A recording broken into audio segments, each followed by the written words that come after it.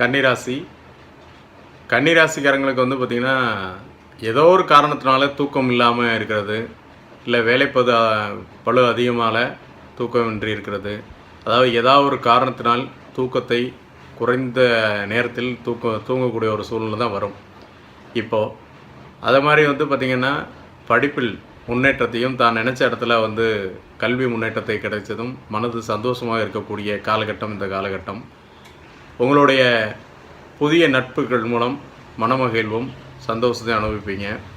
இந்த மாதத்தில் பொதுவாகவே வந்து பார்த்திங்கன்னா நீங்கள் நினச்ச மாதிரி வீடு கட்டுறதுக்கான இடத்தை பார்த்தீங்கன்னா உங்களுக்கு இடம் ஈஸியாக அமைகிறதுக்கான வாய்ப்புகள் உண்டு. உங்கள் மனம் பிடித்தது போல் இந்த நேரத்தில் வாகனங்களும் சரி வீடு மனைகளும் வாங்கக்கூடிய சிறந்த காலகட்டமாக அமையும்.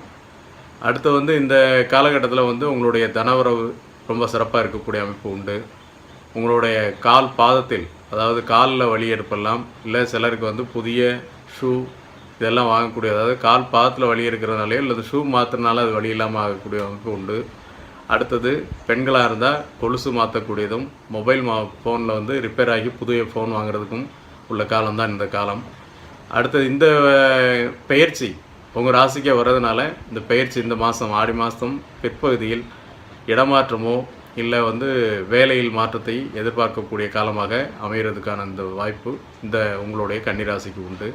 நீங்கள் இந்த தடவை வந்து சென்று கொண்டக்கூடிய கோவில், அதாவது வழிபாடு செய்ய வேண்டியது பெருமாள் கோயிலுக்கு வந்து உங்களுடைய பெயர் நட்சத்திரத்தில் அர்ச்சனை பண்ணிட்டு வாங்க. ரொம்ப சிறப்பான யோகத்தை கொடுக்கும்.